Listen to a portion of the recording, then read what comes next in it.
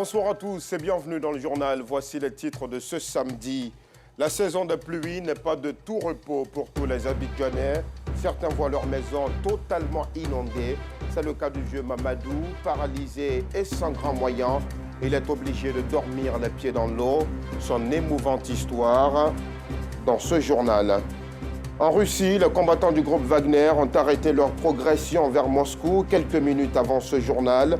Leur chef, Evgeny Prigojine, a annoncé que ces hommes rentrent dans leur base. Un peu plus tôt dans la journée, le chef du groupe paramilitaire a juré d'aller jusqu'au bout pour renverser le commandement militaire russe qu'il accuse d'avoir fait bombarder ses forces. Voilà pour les titres. Vous suivez le 19h30, nous sommes ensemble pour 20 minutes d'actualité. La Côte d'Ivoire célèbre l'Aïd el-Kébir, la fête de la Tabaski, le mercredi 28 juin prochain. Et comme les années précédentes, les autorités ont pris des dispositions pour approvisionner le parc à bétail. Sur 125 000 petits ruminants attendus, déjà 85 000 sont disponibles. Et déjà, sur 20 000 bovins attendus, 13 000 sont sur le territoire ivoirien. Seul bémol, les consommateurs estiment que les bêtes sont un peu trop chères. Nous, Sangaré. Parc à bétail des Port-Boué, dans le sud d'Abidjan, difficile de circuler. Nous sommes à la veille de la fête de la Tabaski. Chaque année, à la même période, le même rituel. Les vendeurs de bétail prennent d'assaut le long de la rue qui mène à l'abattoir. Mais les averses perturbent leurs activités. Les clients se font rares. C'est la pluie seulement qui est en train de ravager nos clients. Il y a des moutons en ville aussi. Les autres préfèrent aller payer en ville parce qu'en ville, c'est propre. Ils vont aller faire les rassas sans rentrer dans les boues. Mais ici, là, quand ils viennent, il faut toujours être avec qui l'autre soit des bottes, tu vois. En dépit des crises que connaissent certains pays fournisseurs de bétail, des dispositions ont été prises par les autorités ivoiriennes pour approvisionner le marché. Sur 125 000 petits ruminants attendus, déjà 85 000 sont disponibles. Et sur 20 000 bovins attendus, 13 000 sont déjà sur le territoire ivoirien. Un constat satisfaisant selon Dr Komiseri Danyogo, directeur des abattoirs et de l'hygiène alimentaire. À la même époque par rapport à l'année dernière, nous sommes légèrement au-dessus de ce que nous attendons. Donc l'approvisionnement est correct au niveau des petits ruminants, au niveau des bovins. Si pour le responsable des abattoirs et de l'hygiène alimentaire, le marché est fourni en bétail, des clients, eux, se plaignent du prix des bêtes. Par rapport à l'année passée, en tout cas, le prix est un peu par rapport à l'année passée. L'année passée, il y a le mouton à 90-95. Mais cette année-là, c'est à partir de 105 000, 110 000. Voilà. Où je suis rentré en tout cas. Les prix, peut-être qu'après ça va baisser, mais actuellement c'est un peu plus difficile. Ce mouton, on l'a eu à 175 000. On pensait l'avoir à moins de 150 000. Il y a une majoration à peu près de 25 000 francs. Un avis qui n'est pas partagé par marchands de bétail et responsables de la filière. Pour eux, il y en a de toutes les bourses. Les bêtes ne sont pas chères, ça dépend de chacun avec sa poche. Je pense que tout le monde aura son compte parce que le marché, ça va aujourd'hui de 70 000 jusqu'à 500 000, 600 000. On peut dire qu'il y a des moutons 70 000, 80 000, 100 000. On peut dire que c'est déjà bon. Les prix sont vraiment acceptables. Mais il faut dire que ça peut être acceptable pour quelqu'un et ne pas l'être pour l'autre. C'est la loi du marché. C'est pour cela que notre premier objectif, c'est de faire venir en quantité suffisante. Vous savez, toute marchandise, quand il y en a suffisamment, ça permet de faire baisser les prix. La Tabaski ou l'Aïd el-Kébir est la fête marquant la commémoration du sacrifice d'Abraham à Dieu. En Côte d'Ivoire, elle sera célébrée ce mercredi 28 juin. Et on reste toujours avec nous, Sangaré, pour la rubrique de ce samedi, mais juste après ceci.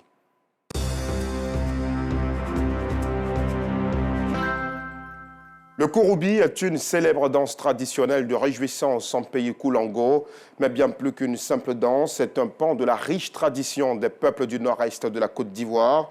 Le Kouroubi est une étape très importante dans la vie des jeunes filles. Les vierges d'entre elles trouvent un mari à ce moment-là. À Laoudiba, dans la région du Gontougo, le Kouroubi attire chaque année de nombreux visiteurs, tous très admiratifs de cette danse exceptionnelle. Nous, Sangaré, Kader Bachil. Laoudiba, sous-préfecture de Bondoukou, dans la région du Gontougo. Cette nuit, c'est l'ambiance des grands jours. La localité accueille le Kouroubi, une danse de réjouissance qui a lieu tous les 27e jours du mois de Ramadan. Un moment festif et de spiritualité pour maintenir en éveil ceux qui ne maîtrisent pas le Saint-Coran. Avant, on faisait ça le 27e jour. Pendant le mois de Ramadan, on faisait ça juste pour empêcher les mamans pour dormir ou bien empêcher ceux qui ne connaissent pas le Coran pour dormir. C'est pourquoi on faisait ça avant. C'est une manière d'enseigner l'islam à les femmes. Ce n'est pas des danses comme les autres danses, que c'est les chansons islamiques en général que nous on faisait avant. Voilà. Donc maintenant, comme le monde est évolué, ça veut dire qu'on fait avec la manière dont le monde est maintenant. Elle est dansée par de jeunes filles dont l'âge varie entre 3 et 18 ans. Aujourd'hui, Mariam et ses amis doivent monter sur ces échafauds hauts de 3 mètres pour rejoindre les autres jeunes filles du village. Mais tout le monde n'est pas habilité à monter sur ces échafauds. N'importe qui ne monte pas sur le podium des circonstances. Lorsqu'une fille est en période de grossesse, même quand elle ne sait pas qu'elle est à cette période, qu'elle monte sur le podium, alors ça va se casser. Voilà, donc les filles sont donc informées pour se vérifier avant de monter sur le podium. Pour ce qui concerne les fillettes, c'est une fierté pour la famille de voir les petites filles monter. Sur ce bois surélevé, les jeunes filles tiennent à main pour la plupart des queues de chevaux qu'elles balancent avec des gestes synchronisés au son de diverses musiques. Le Kouroubi est une étape très importante dans la vie de ces jeunes filles. Moment de réjouissance, occasion toute trouvée également pour les jeunes filles vierges du village de se trouver un mari. À cette occasion, les jeunes filles sont parées des plus beaux bijoux et sont très bien ornées. La splendeur de la fillette s'affiche. Celles qui ne sont pas encore mariées, les jeunes garçons peuvent tomber sous le charme de ces jeunes filles-là et à la suite entreprendre des démarches pour atteindre le fruit du mariage islamique. Les fillettes, quant à elles, sont accompagnées par leur mère. Guidées par ces dernières, elles les imitent.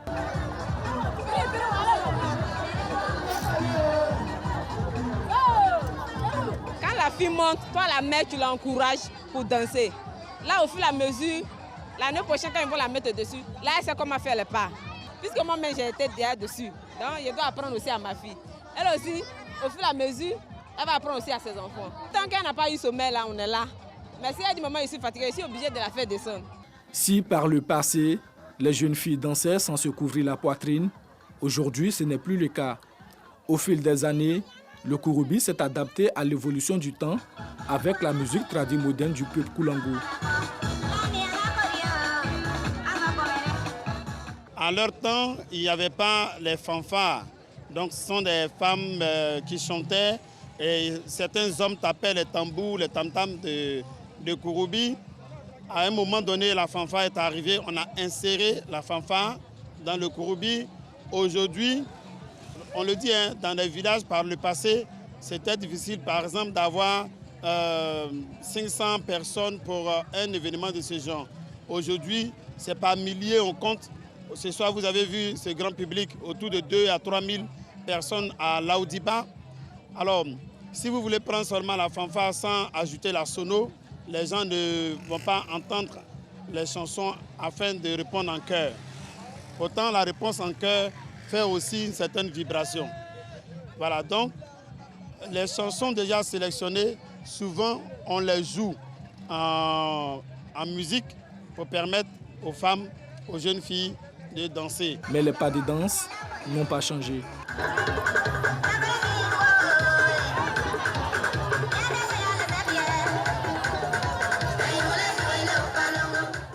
Les festivités du Kouroubi se tiennent toute la nuit et prennent fin le lendemain aux alentours de 14 h.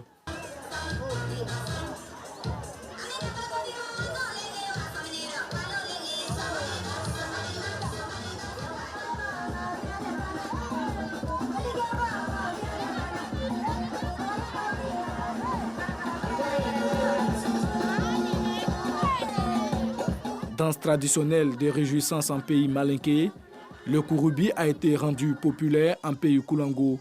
Il faut que les jeunes se rapprochent et surtout, chaque année, pour que les jeunes, partout où se trouve le fils de Laoudiba, qui est partout à Abidjan, en France, un peu partout, qui se retrouve à Laoudi pour pouvoir célébrer ces Kouroubi. Et pour ceux qui se déplacent et qui viennent découvrir, en tout cas, une telle cérémonie, ça pourra leur donner encore l'envie et l'occasion d'y revenir également. Nous, à notre niveau, nous allons tout faire. C'est la première édition. Nous allons tout faire pour pérenniser, en tout cas, cette cérémonie, pour qu'à chaque année, on puisse encore se retrouver autour de nos enfants, autour de nos parents musulmans pour célébrer cette belle fête qui est le Kouroubi. Aujourd'hui, le Kouroubi figure sur la longue liste des danses à découvrir dans la région du Gontougo, un atout touristique et culturel pour la ville de Bondoukou. Voilà un point très important de la riche et belle culture ivoirienne, mise en avant encore ce soir par RTI2. Merci beaucoup, mon très cher Nou Sangaré. Merci aussi à Kader Batul pour ce reportage.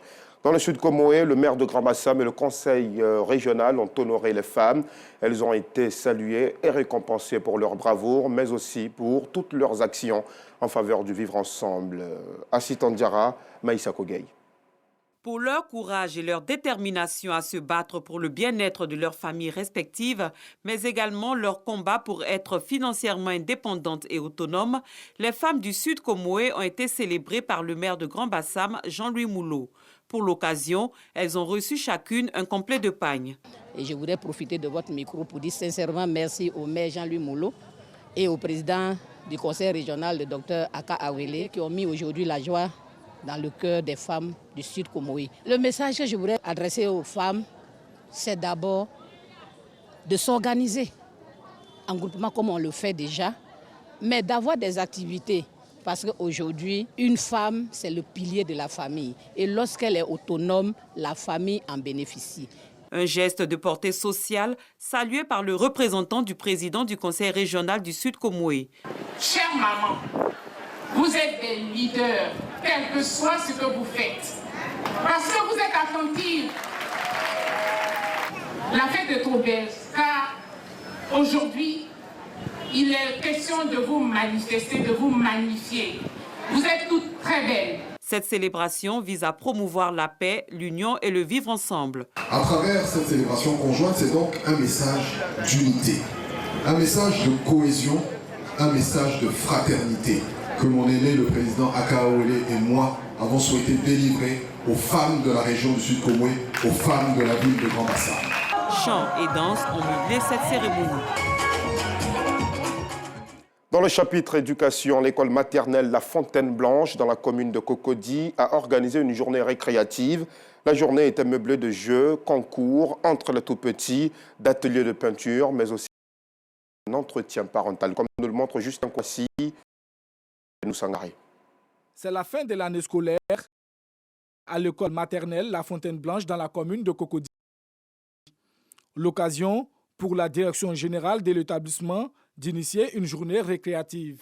Objectif, offrir des activités interactives et favoriser l'engagement communautaire dans un cadre festif. Il s'agit aujourd'hui de faire un bilan de cette première année que nous avons eu la chance de vivre avec 50 merveilleux enfants. Aujourd'hui, il était bon de faire un bilan, de parler avec les parents et de leur inculquer un peu notre vision de l'école. Cette initiative est une occasion pour la direction d'entretenir les parents d'élèves sur l'utilisation des écrans dans l'éducation de leurs enfants. On a appris à être stable et comment est-ce qu'on doit passer du temps en fait avec nos enfants. Parce qu'on a tendance à les jeter devant les écrans pensant que c'est une solution pour nous. Mais on a appris qu'on doit véritablement être parents. On est parents, on a le rôle de parents à jouer dans la vie de nos enfants. Cette journée est formidable. Par rapport à mes enfants, j'ai compris au niveau de l'interaction que nos émotions, nos réactions sont facteurs de beaucoup de choses. Et il faut privilégier l'amour, la communication et non le divertissement et la distraction. L'école maternelle La Fontaine Blanche se veut un label pour ses apprenants. Les tout-petits ont participé à des jeux, concours et ateliers de peinture dont ils se souviendront toutes ces vacances. Et toujours dans le chapitre éducation, dans le centre de la Côte d'Ivoire, précisément à Atiéguakro cette fois, les élèves ont été récompensés, les plus méritants ont été félicités pour le dur labeur dont ils ont fait montre durant l'année scolaire écoulée. Clément Boko.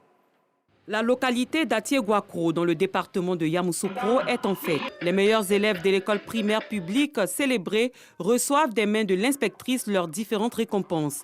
La valeur de ces lots est estimée à 1 million de francs CFA. Nous avons récompensé un grand nombre de lauréats. Je souhaite que pour l'édition prochaine, que les enfants, les enseignants, les écoliers travaillent avec ardeur pour qu'à l'examen de l'entrée en 6e, nous puissions atteindre les 100%. Ce geste des organisateurs vise à encourager les élèves les plus méritants et à récompenser les efforts du corps enseignant.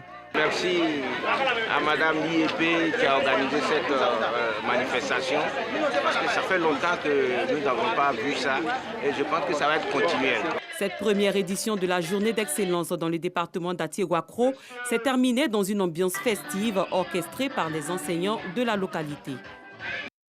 Un reportage commenté par Maïssa Kogay. La jeunesse du Guémon, dans la partie ouest de notre pays, a écrit un livre blanc. L'ouvrage fait un diagnostic des carences de la société du Guémon et établit des ébauches de solutions pour mettre la jeunesse au travail.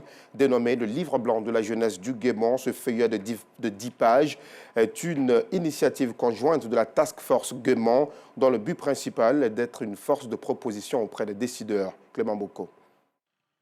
Destiné aux autorités administratives et politiques en vue d'associer la jeunesse aux prises de décision générales et particulièrement celles qui la concernent, le livre blanc de la jeunesse du Guémon est présenté officiellement aux autorités de la région. Quand on parle de livre blanc pour nous, c'est dans un premier temps de décrypter les problèmes de la jeunesse et dans un deuxième moment, présenter les solutions de ces problèmes qu'on a pu décrypter. Et enfin, faire un plaidoyer vis-à-vis des personnes qui pourront vraiment influencer la situation de la jeunesse. Pour les participants, ce manuel vient à point nommé. La jeunesse veut être responsabilisée parce que nous avons remarqué depuis lors que la jeunesse est infantilisée. On attend que les échéances électorales approchent et on appelle la jeunesse pour faire un bourdage électoral ou pour ramasser, placer des bâches et chaises. Et après quoi, cette jeunesse-là est mise en fourrière encore pour 5 ans. Cette fois-ci, nous avons dit, nous jeunes, il faut nous faire entendre. Il faudrait que nous fassions faire savoir à nos aînés, à nos devanciers, que nous sommes responsables, que nous sommes outillés nécessairement pour faire partie de l'instance de décision dans la région du Guémon. La jeunesse, c'est la force de lance d'un pays. Raison pour laquelle monsieur le préfet de région a voulu que je le représente à cette activité. Initié par la Task Force Guémon, une fédération d'associations de jeunesse, le livre blanc a été supervisé par Placide Blanchard-Dau, fils du Guémon et cadre de banque et finances en France. La région du Guémon est riche de sa diversité socio-culturelle avec une jeunesse active qui entend jouer pleinement son rôle dans le développement du Guémon. Et comme nous vous le disions en titre, cette histoire difficile de Mamadou, un vieillard de 80 ans paralysé depuis 1 an. Son existence est encore plus compliquée en cette saison de pluie. La maison du vieux Mamadou est inondée, l'eau est remontée jusque dans les moindres trous et même sur le lit. Mamadou affronte les derniers coups de la vie avec le soutien de son épouse. Cette dernière exerce quelques petites activités génératrices de revenus. L'émouvante histoire du vieux Mamadou est à voir dans nos prochaines éditions. Hors de nos frontières, en Sierra Leone, 3 millions d'électeurs sont appelés aux urnes pour choisir leur nouveau président, parlement et conseils municipaux. Ils ont le choix entre 13 candidats, mais ce vote est plombé par le risque de violence. La tension est montée ces derniers jours depuis que le principal parti d'opposition, l'APC, a exigé la démission du président de la commission électorale. Mercredi, des heurts ont éclaté lors d'une manifestation de l'APC, faisant 2 morts selon le parti. Depuis 2 jours, d'intenses pluies s'abattent sur plusieurs régions du centre et du sud du Chili, pays pourtant frappé par une forte sécheresse depuis plus d'une décennie. À Santiago, les habitants de la capitale doivent faire face aux conséquences des intempéries, des routes barrées, des inondations ou encore des coupures d'électricité. En Russie, pour finir, les combattants du groupe Wagner, comme nous vous le disions en titre, ont arrêté leur progression vers Moscou quelques minutes avant ce journal. Leur chef, Evgeny Prigojine, a annoncé que ces hommes rentrent dans leur base. Un peu plus tôt dans la journée, le chef du groupe paramilitaire a juré d'aller jusqu'au bout pour renverser le commandement militaire russe qu'il accusait d'avoir fait bombarder ses forces. On arrive au terme de ce journal. Merci de nous avoir suivis. Très belle soirée à tous.